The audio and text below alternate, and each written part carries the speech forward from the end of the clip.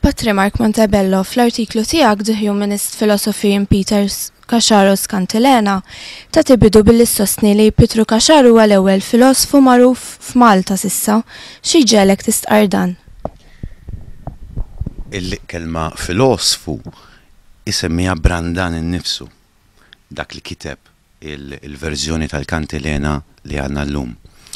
Issa il-kelma filosofu u filosofija nbidlet maż-żmien. Qabel kienu jifhmu biha mod, u mbagħad maż-żmien bidlet u llum nifhmu biha mod ieħor. Dak iż-żmien kienet tfisser minħabba li kien hemm kultura ta' umaniżmu, jiġifieri ma kienitx xi ħaġa tal-istudjużi biss, il-poplu kien jgħix l-umaniżmu bħalma llum il-koll kemm aħna ngħixu l-utilitarizmu Amerikan, il-koll kemm aħna u l-pragmatizmu Amerikan. Hekk dak iż-żmien kien hemm l-umaniżmu u Cacharo Pietru minn dak li nafu kemm il-Cantilena kif ukoll minn dokumenti oħrajn li għandna fl-arkivi nafu li kellu l-ħsieb ta' dan l-umaniżmu. U allura jsejjaħlu filosofu. U aħna dik il-preċiżjoni ta' kelma mhux qed isejjaħlu filosofu għal xejn Brandan inqisuha bħala valida. U allura wieħed mill-iktar naturalment magħrufin li Maltin li nafu biha tul l-istorja kollha tal-filosofija f'Malta. Il-fatt li l-Cantilena hija xogħol sabiħ bil-Malti għalik ma jfissirx sens ta' indipendenza, iżda karatteristika ta' individwu li jixtieq ixandar l-identità tiegħu. Ma taħsibx li l-fatt li Pietro Cacharo kiteb bil-Malti il-Sint Welidu seta' kellu f'moħħu xi tip ta' għajta għall-indipendenza fejn irid joħloq b'xi mod kuxjenza l-kitba bil-Malti? La waħda u laqas l-oħra. L-ewwel nett ma naħsibx li il-fatt li kiteb bil-Malti u l-fatt li kiteb f'termini umanistiċi mhijiex għajta l-indipendenza. L-indipendenza ħafna snin wara ġiet meta Manuel Demek fil-bidu tas-seklu 20 isemmi l-ħelsien u l-indipendenza kienet għadha stramba ħafna l-Maltin li jaħsbu b'dan il-mod. Aħseb wara fis-seklu 16 ma kien hemm ebda idea ta' indipendenza f'dan. Wis aktar li kellu xi idea li jaġevola il-lingwa Maltija jew kellu xi idea ta' li nżommu l-lingwa tagħna ma naħsibx li kellu dawn l-idejat. Uża il-Malti għaliex kienet parti minn dik il-kultura umanistika. Infatti ħafna mill-kitbiet tiegħu oħrajn huma bit-Taljan jew bil-Latin. U mbagħad idaħħlu xi kelma Maltija l-ewwel hemm. Għalkemm kienu jitkellmu l-Malti imma ma kienitx il-lingwa tal-Kolti. U allura jużaħ bħala parti mill-filosofija li kien hemm dak iż-żmien tal-umaniżmu, li kien parti minn rinaxximent ta' dak iż-żmien ma' sqallija dejjem mhux aħna, dejjem meħuda minn sqallija u mill-rejiet mis-Slatin ta' Aragon.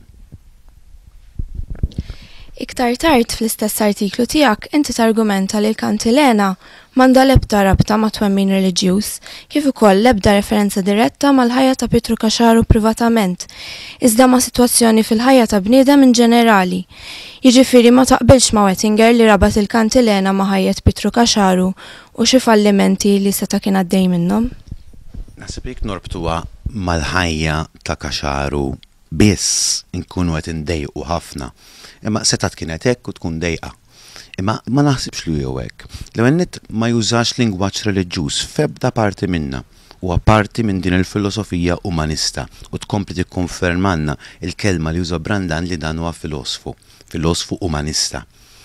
Imbagħad il-fatt li qed jieħu spunti minn ħajtu, da ma tistax inti titkellem mingħajr ma il-barra mill-esperjenza tiegħek. Fil-fatt Cacharo Pietru kellu l-esperjenzi tiegħu, kellu l-esperjenzi anki ħuħ u ġifieri jieħodhom minn hemmhekk, imma mhux qed jitkellem fuqhom as such, qed imbagħad jiġġeneralizza. U għalhekk jersaq aktar lejn dik li aħna nsejħula filosofija, ġifieri mhux qed jibqa' fuq affarijiet partikolari imma qiegħed jiġġeneralizza. U din hija s-sabiħ tagħha din li qiegħed jieħu spunti mill-ħajja konkreta, imma qiegħed jibdilhom farti. Farti u anki sa ċertu punt fantasija. Il-filosofija umanista tibda tagħmel raġunamenti li huma li ma jittieħdux mill-simboloġija jew mid-diskors reliġjuż. U fil-fatt fil-kantilena la jidħol Alla, la jidħol il-ħsieb divin, laqqas ma jara lill-bniedem bħala xi ħadd li qisu fuq mirkeb li qiegħed fuq baħar tad-destin jew tar-rieda divina. Le, qed jara ċirkustanzi u f'dawk iċ-ċirkustanzi qed jilmaħ ħwejjeġ ogħla metafiżiċi aħna nsejħulhom. Kien hemm min qabel pereżempju il-waqa tal-ħajt jew tal-bini jew il-bini mibni fuq tafal jew anki il-ġbija li niżel ġobir bħala ġbijat bibliċi, pereżempju San Mattew li jitkellem fuq il-bini li jsemmi Ġesu li waqa' meta ġilda, u għandek il-Ġeremija li kienu xeħtuh fil-bir u allura hemm dik l-idea tal-bir. Jiena naħseb huwa iktar litterali minn hekk imma Kaxaru, ma naħsibx li qed joħodhom f'sens bibliku komuni ħafna x'huma ġbijat komuni ħafna, ma naħsibx li qed joħodhom minn hemm.